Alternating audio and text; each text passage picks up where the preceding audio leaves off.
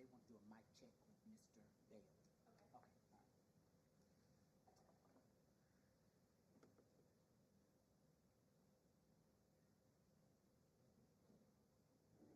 Testing 1 2.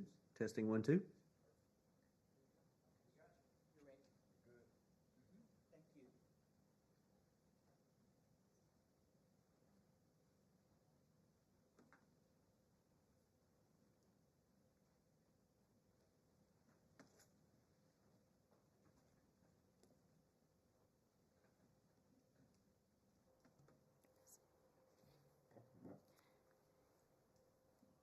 Good evening, everyone. I'd like to call this special call meeting to order. Thank you for all being here today as we host the first of 3 public hearings on the proposed millage rate for fiscal year 2025. The primary purpose of this hearing is to discuss the proposed millage rate for the upcoming school year, which is a key factor in determining the school district's portion of our county's property tax collections. Today's discussion is an opportunity for you to learn more about this board's proposed millage rate and provide comment and feedback. To get us started, Dr. Bradley will deliver opening remarks. Next, our Chief Financial Officer, Ms. Erica Robinson, will provide a brief presentation detailing the proposed millage rate. After the presentation, we will open the floor for public comments. We ask that each speaker come to the podium when their name is called to ensure everyone has a chance to participate. Public comments will be limited to 5 minutes per speaker. While we welcome your input, please note that dialogue with board members will not be encouraged. As necessary, the board will discuss relevant matters amongst themselves. To ensure a respectful and productive hearing, we ask that all participants to adhere to the following guidelines. Please wait to be recognized before speaking. Please keep comments concise and relevant to the topic. Please refrain from personal attacks or offensive language. And finally, please maintain a respectful tone. Again, we appreciate your attendance and look forward to hearing from you this evening. Now we'll turn it over to Dr. Bradley. Thank you, Madam Chair, members of the board. Before we begin, I'd like to acknowledge the presence of board member Mr. Trey Bailey, who could not be with us in person this evening, but is joining via Zoom. At the outset of these hearings, it is important to know that each member of this board has voice, and over the course of our time together, we'll have an opportunity to engage in discussion with and among one another. Let me also share that as expressed by established standards, the role of our board is to ensure effective governance as a means to improving student achievement. It's important that we remind ourselves that at the center of all of these discussions are our children and our core work of educating them. A couple of points worth noting as context to this evening's proceedings. First, the community should be aware that our district's current millage rate is at 16 mills, the lowest that it's been in nearly 25 years. Second, the current financial environment that we find ourselves in is complex and constantly changing. Our property tax digest is showing signs of slowing following years of significant growth. The full impact of our homestead exemption has not fully been realized. Historically, high insurance premiums are creating challenges for school districts across the state, not just here in Newton County.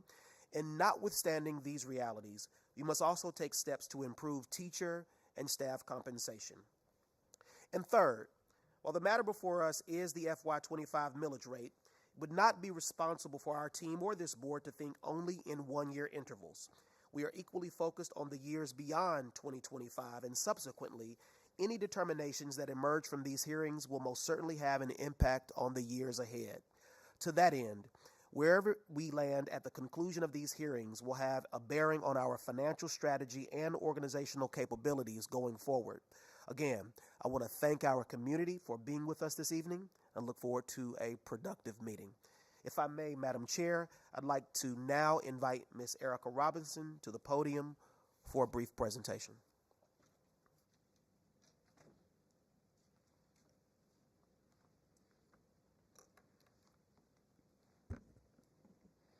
Thank you, Dr. Bradley. Good evening, Madam Chair and members of the board. This evening, I will share a brief presentation on the proposed millage rate. Following the presentation, I will turn it back over to Board Chair Coggin for board member discussion. Lastly, Ms. Coggin will open the hearing for public comment. Today's hearing serves several key purposes. First and foremost, this hearing is a legal requirement. According to OCGA 48-5-32, each levying authority must publish a current year tax digest and 5-year history of levy in the local newspaper and on the district's website. Additionally, OCGA 48-5-32.1 mandates that if the proposed millage rate exceeds the rollback rate, we must advertise this fact and hold 3 public hearings, of which today's meeting is a part. These steps are essential to ensure legal compliance and to keep the public informed. Secondly, this hearing underscores our commitment to public transparency and accountability. We are here to present the proposed millage rate, provide a detailed explanation of its implications, and openly discuss how it will affect our community. Lastly, this hearing is an opportunity for community engagement. We value your opinions and insights, and we want to hear from you. Your input helps us make informed decisions that reflect the needs and desires of our community. Before we move into the informational segment of the presentation, I would like to take a moment to share a few key terms that will be commonly referenced throughout this hearing. The first is assessed value. The assessed value of a property is calculated at 40% of its fair market value. This is the value upon which property taxes are based, minus any applicable exemptions that might reduce the taxable amount. Second is a tax digest. The tax digest is the total value of all taxable properties within the county. It serves as the basis for calculating the total revenue that can be generated from property taxes. Third is millage rate. The millage rate is the tax rate used to determine the amount of property tax owed by property owners. It is expressed in mills, where 1 mill represents $1 of tax for every $1,000 of assessed property value. So for example, if the millage rate is 16 mills, this means that a property owner would pay $16 in taxes for every $1,000 of assessed property value. The fourth term is rollback rate. The rollback rate is a tax rate that would generate the same amount of revenue as the previous year, considering the current year's total taxable property value. It is essentially a baseline rate that ensures consistency in revenue without increasing the tax burden on property owners. For example, the rollback rate for Newton County Schools is 15.084 mills. To help everyone understand how the millage rate is set and what steps are involved, I would like to provide an overview of the entire process, detailing the roles and responsibilities of the key entities involved. The Newton County Board of Tax Assessors plays a crucial role in determining the value of properties within the county. Their responsibilities include setting property values based on current market trends. This involves assessing the fair market value of each property to ensure that taxes are levied equitably.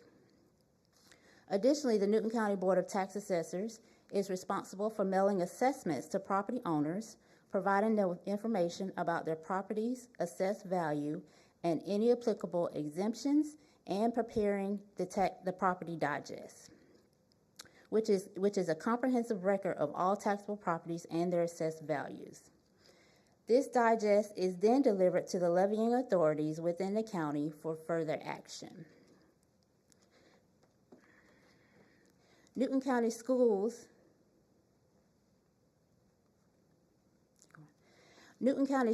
has several important responsibilities in the millage rate process. The first is publishing the current tax digest and the 5-year history of levy.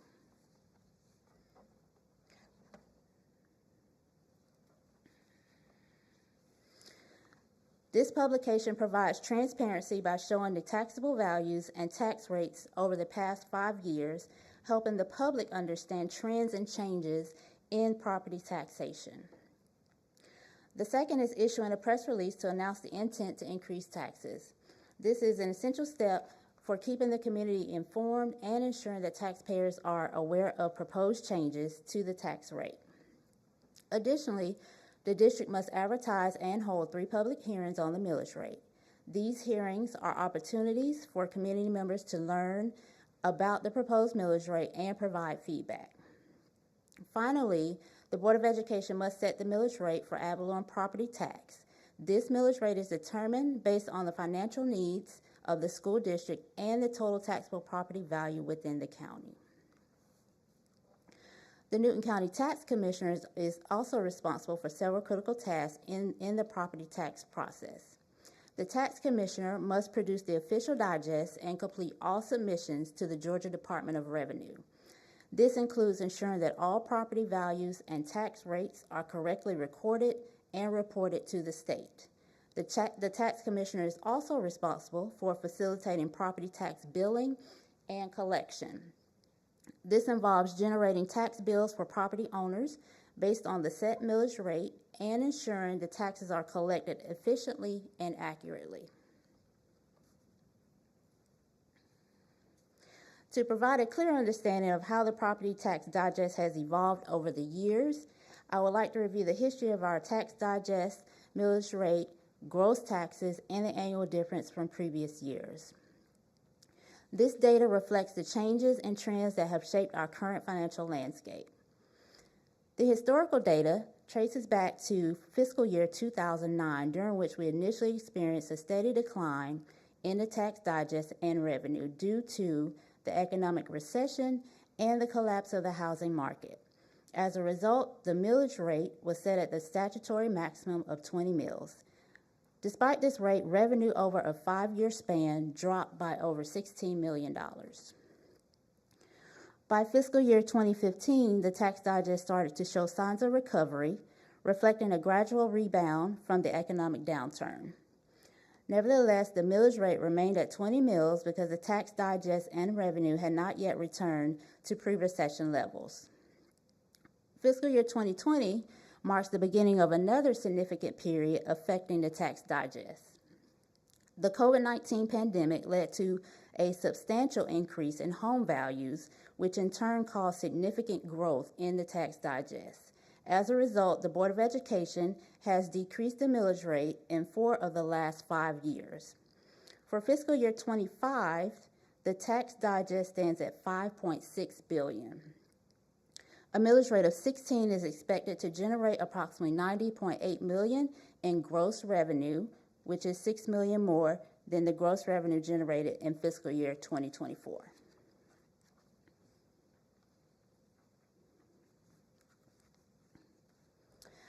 Let us now review the history of the millage rate. This historical data provides insights into how the millage rate has evolved over the past decades in response to various economic conditions.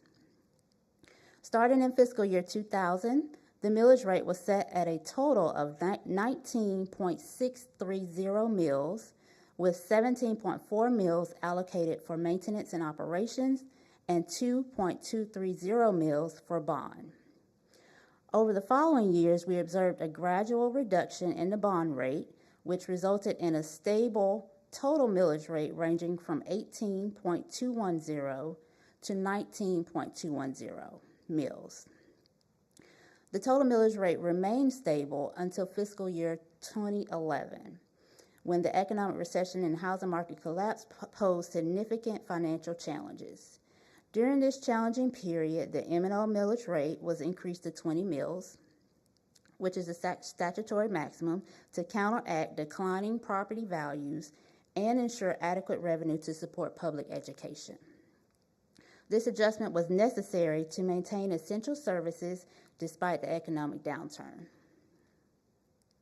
In fiscal year 2016, the board reduced the bond millage rate to 0, which was a strategic move aimed at reducing the overall tax burden for property owners.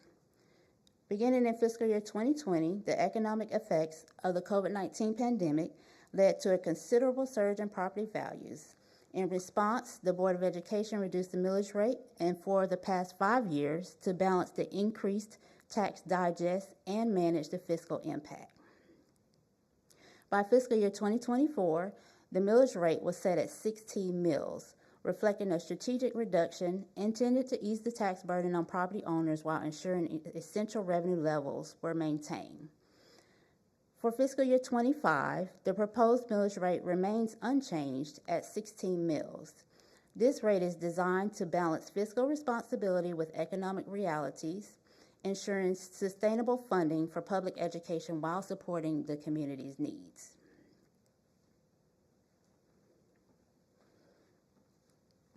Our school system is funded through a combination of state and local funding sources. Specifically, 58% of our budgeted revenue comes from state funding, while the remaining 42% is locally funded. This local portion primarily comes from property tax revenue, which is a critical component for our financial planning and stability. When we prepared the budget for fiscal year 2025, we had to make projections based on anticipated growth in the property tax digest. We conservatively estimated a growth rate of 9.63%, which we believed would adequately support our funding needs for essential programs and services. Unfortunately, the actual growth in the digest came in lower than expected at just 7.60%. This shortfall means that our local revenue will be approximately $744,000 less than what we budgeted. The local 5 mil share is a mandated contribution from local property tax revenues to support quality basic education, also known as QBE, which is Georgia's primary method for funding public schools. The local 5 mil share requires every school district to levy at least 5 mills in property taxes. This contribution is vital as it helps ensure that all districts, regardless of their wealth, are investing a minimum level of local funds towards education. The property tax digest directly influences the local 5 mil share contribution. As the digest grows, so does the contribution to the local 5 mil share. Each year, this contribution is calculated based on the property tax digest from the previous 2 years.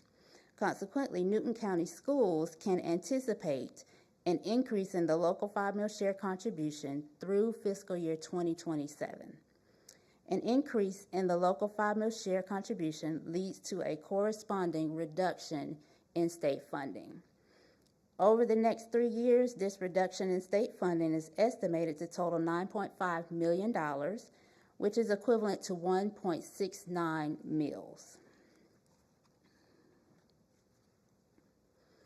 Now I'd like to illustrate the direct impact of our proposed millage rate on taxpayers, first focusing on homestead properties using average home values obtained from the tax assessor. So let us consider a homestead property with an average home value of $300,000. For this example, the taxable value of such a property would be $116,000, which is calculated after accounting for exemptions and assessments. If the board were to adopt the rollback rate of 15.084 mills, the homeowner's tax bill would be $1,750. At the current proposed millage rate of 16, a homeowner with this property would pay $1,856 in property taxes, resulting in a difference of $106 annually, or $8.83 per month. For a non-homestead property valued at $275,000, the taxable value is $110,000, which represents 40% of the home's market value. If the rollback rate of 15.084 is adopted, the tax bill for this property would be $1,659. Under the current proposed millage rate of 16, the property taxes would amount to $1,760, leading to an increase of $101 annually, or approximately $8.42 per month. Next, I would like to present comparison data that sheds light on how our millage rate compares to comparable school districts. This data not only provides transparency, but also ensures that we make informed decisions that benefit our community. This evening, I would like to provide you with an overview of the per pupil expenditure comparisons among several school districts, including our own. In evaluating the financial landscape of our district, it is essential to understand how our per pupil expenditures compare to neighboring and similarly sized districts. This comparison includes all sources of general fund expenditures, including state, local, and federal funding. Clark County Schools has the highest per pupil expenditure among the districts compared at $19,270. Rockdale Schools follows with a per pupil expenditure of $14,393. Fayette County's per pupil expenditure is $13,169. Newton County Schools stands at $13,001 per pupil, ranking 4th among the districts compared. Douglas, Coweta, and Walton County Schools follow Newton, with Henry County Schools reporting the lowest per pupil expenditure among the districts compared at $11,286. As we discuss the millage rate today, understanding these comparative figures helps us gauge the effectiveness of our current financial strategies and identify areas where adjustments may be needed to best serve our community's educational needs. Moving forward to per pupil local revenue, this comparison illustrates how local tax revenue is distributed per student. It encompasses data from Clark, Fayette, Coweta, Rockdale, Henry, Walton, Douglas, and Newton County to offer a comprehensive view of our financial landscape in Newton County Schools. Per pupil local revenue in this comparison ranges from $9,894 for Clark County Schools to $4,456 for Newton County Schools, representing the highest and lowest figures among the districts examined.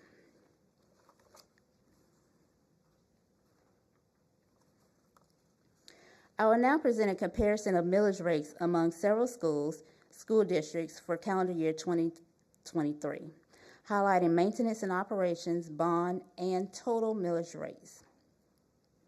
This chart is organized from the highest to the lowest overall total.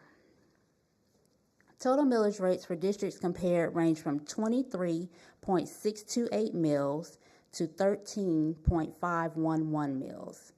Henry County Schools has the highest overall millage rate at 23.628 mills, while Morgan County Schools has the lowest at 13.511 mills. Newton County Schools ranks among the districts with the third lowest overall total rate at 16 mills. These figures illustrate where Newton County Schools stands relative to other school districts regarding their millage rates, which include both operational and bond-related levies. This comparison is crucial as we assess the financial implications and responsibilities associated with the millage rate for Newton County Schools. Thank you all for your attendance at today's hearing. As we move forward, I want to outline the next steps in the millage rate process. Our second public hearing will take place on July 23rd at 9 a.m. at the Board of Education Administrative Offices.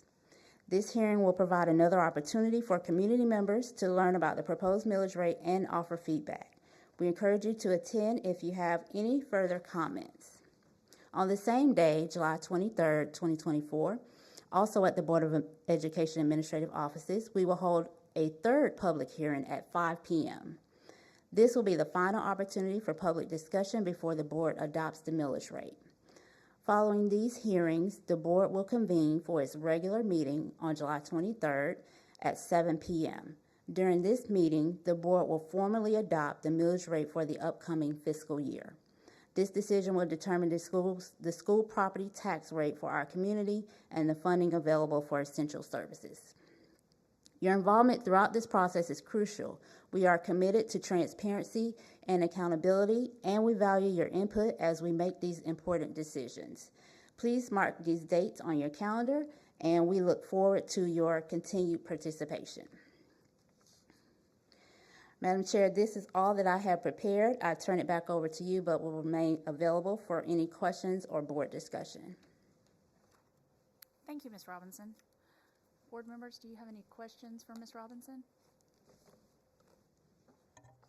Madam Chair, I don't have a question, but I feel like every year I have to say this because a lot of people do not understand about, and I know, thank you, Erica, for the educational piece at the beginning, but I just kind of feel like a lot of people do not understand the fact of how it has to be advertised and how it has to be advertised by law as an increase. So currently we're at 16, the lowest has been in 20 years. Yes. We done that a couple of years ago, right? Yes. The request is for 16 again. And even if, just giving an example, even if we were to reduce it to 15.5, let's say, not to the rollback, but just giving an example, we still would have to advertise it as a tax increase Yes. by law. And that's the thing that bothers myself. I know this board, I know people across the state, the fact that how it has to be advertised, which is oftentimes misleading to the public because they go, oh, you guys are raising our taxes, but it's not that. So if the rate is untouched, we're not raising it, but the value of their home has increased, Yes. which causes them to have to pay more based on the value of their home. I know across the state for years, people have always proposed legislation. Local elected officials, from Board of Commissioners to Board of Education members, asked for the legislators to change the language and to change the fact that it has to be advertised that way, but it has not had any movement. So I just wanted to point that out, like here we are again with this advertisement that it has to be advertised this way, even though the suggestion is not to go above what we're currently at. That is correct. Thank you. Anyone else have any questions, comments for Ms. Robinson? Mr. Bailey, Trey Bailey, do you have any questions or comments? No questions for Ms. Robinson it was a great presentation. Thank you again, as always, for all of that data. Helps us make wise decisions.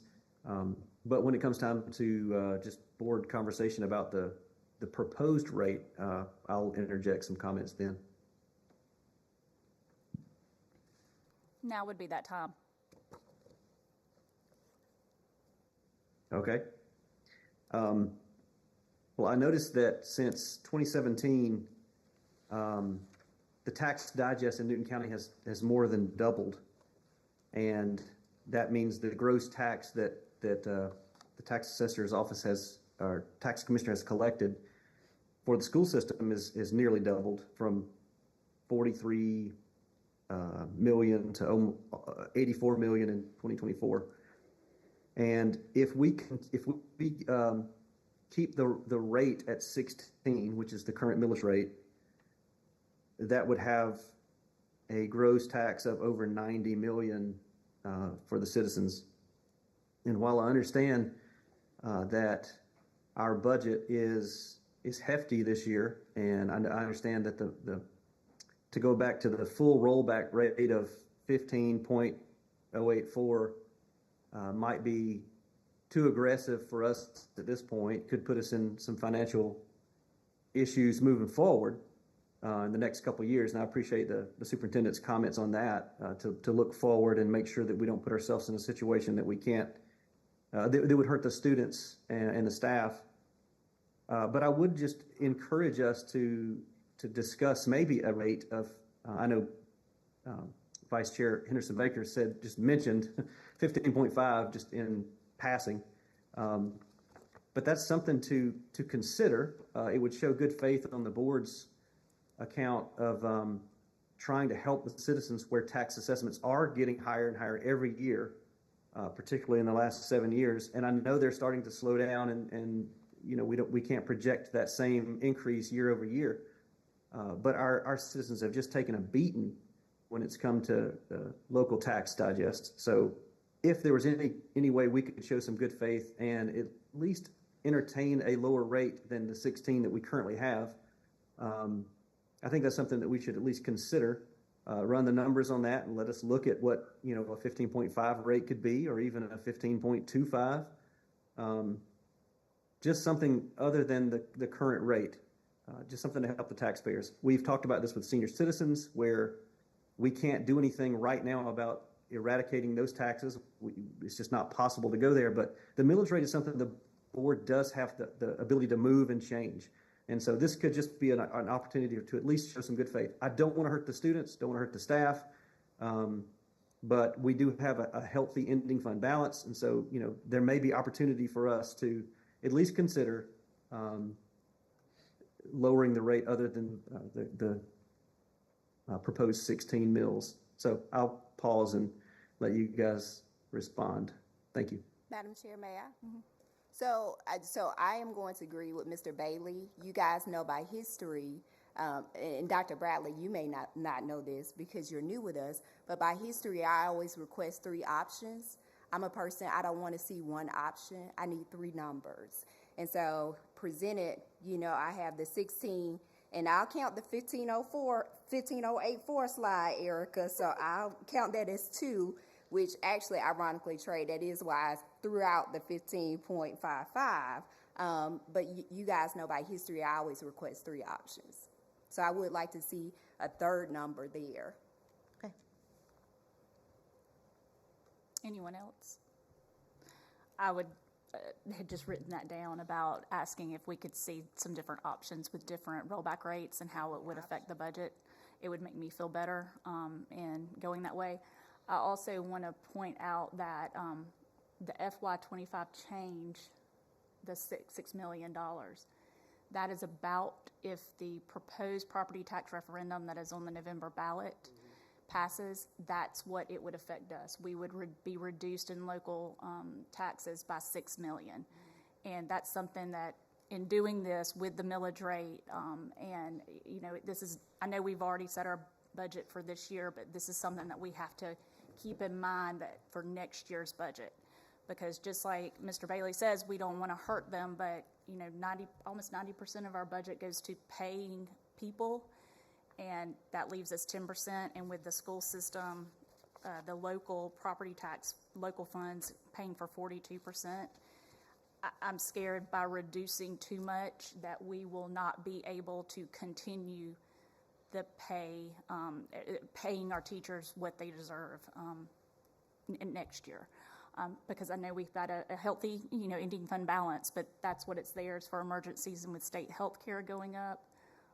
And the tax digest going back, I don't want to raise the millage rate. That's something that I do not want us to do. I would prefer to keep it the same, if worst case scenario. But I would like to see a couple of more options for that. One question I had on the slide was on the taxpayer impact. Can we not get a number where we're comparing homestead versus non-homestead property, where it's the same comparison? So we're comparing apples to apples, so to speak. So on here we have homestead property average value $300,000. We have non-homestead at $275,000. Mm-hmm.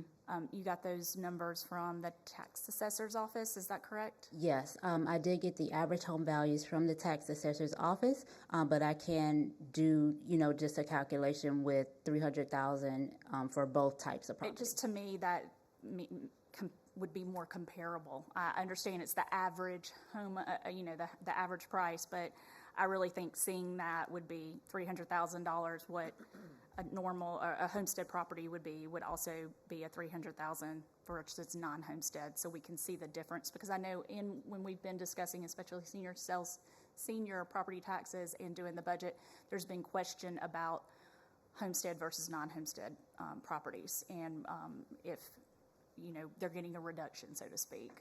So anyway, I'd like to see where we can compare the same two values. Okay. Madam Chair? Mm-hmm. So one other thing to add, so perhaps with what you stated, we should do more than 3 options and maybe do like a quarter away, quarter, and then I went halfway, so that's where my 15.55, but a quarter between those, like maybe 15.7 something.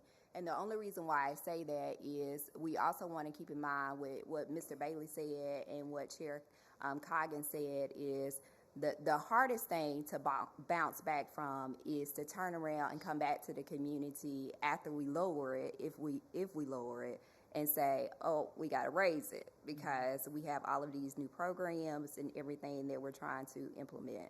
And so I don't want that to happen, to lose their trust when we're trying to do something for them. So perhaps maybe 4 options. And can I clarify something you said? Yes, we have some new programs coming into play, but I don't want people to think that this is additional funds, that we have balanced it out where if we get rid of a program, we are installing a new program, but we are not just adding Absolutely. I funds. was We've just actually saying. created a better budget, I think, than we have in the past. If I may, Madam Chair, just as a point of clarification, first of all, Ms. Henderson Baker, I want to thank you for your remarks, because in the event that the consensus of the board is to lower the millage rate, and assuming that there may very well need to be some adjustment in subsequent years, what essentially we do is we create a steeper hill to climb for our taxpayers after having potentially lowered it the next year. So taking 2 steps is a little different than having to take 4 steps. So we'll make sure we provide multiple recommendations. I do want, as a matter of clarity, for the board to share, as a matter of consensus, what are those rates specifically, so we can run the numbers. So we've run the numbers right now at 16. Is the next rate, is the next 15.75? I'm sorry? 15.7. 15. Let's do 7.5. Okay. I think do 7.5 because it's a quarter, just like I think, and then we could do the 15. And 15 and a half? 15 and a half. Does that Okay. make And then sense? one more? So we've got 15 point. Okay. What was that? 16, we're going to do 16, 15, 7, 5, and 15 and a half. Thank you.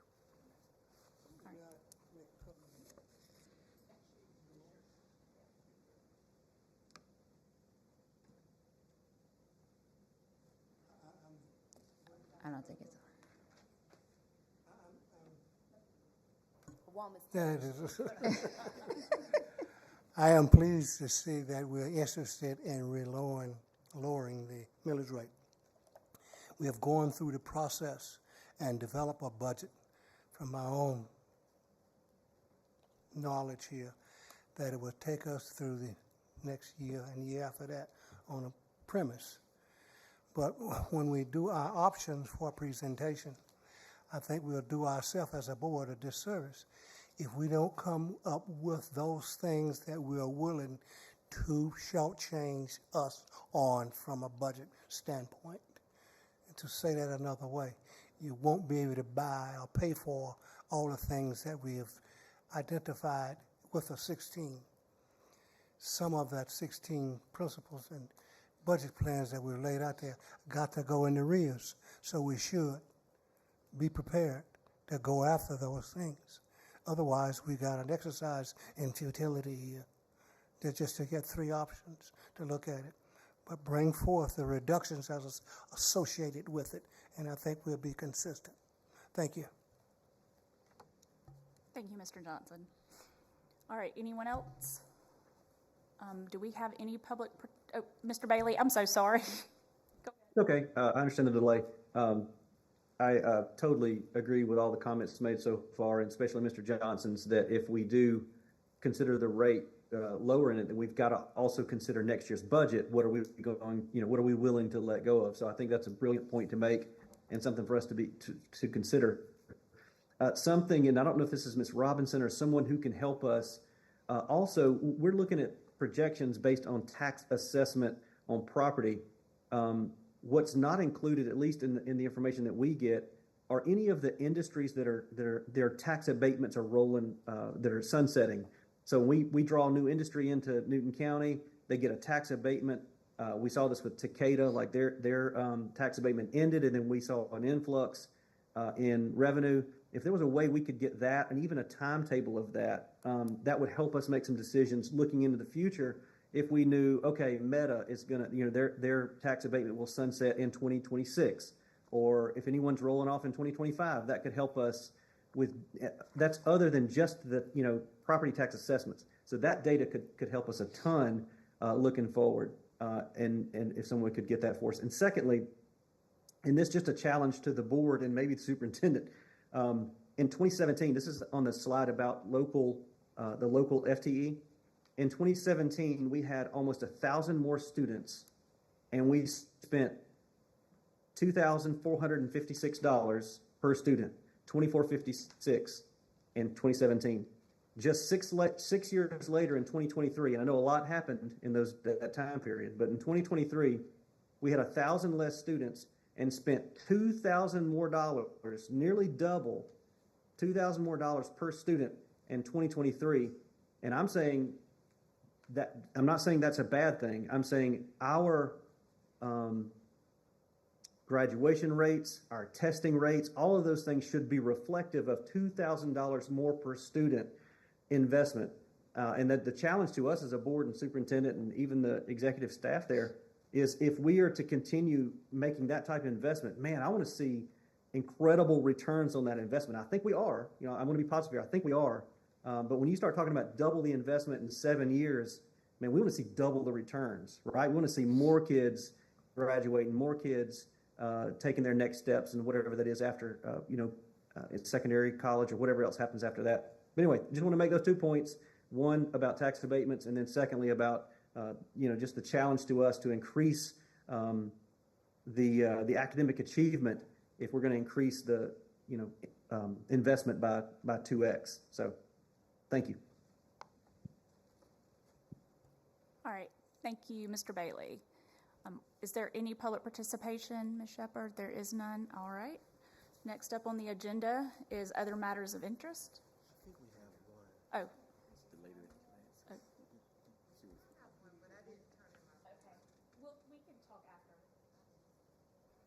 Yes, unfortunately, you have to fill out your paperwork beforehand, and but we will be willing to talk afterwards. All right, so other matters of interest, I just want to remind everybody, our next millage rate hearing will be July 23rd at 9 a.m. I believe that is correct. And then we will have another one at 5 p.m. that day. Ms. Robinson and Dr. Bradley will get some information to the board with some of the things that we requested, and we'll update the information at that point. Is that good? All right. Anyone else, other matters of interest? All right. Mr. Bailey, I don't want to forget you over there. All right. With that, may I have a motion to adjourn? So moved. Ms. Henderson Baker, Mr. Anderson Bailey, all in favor? Aye. Aye. Thank you. We stand adjourned.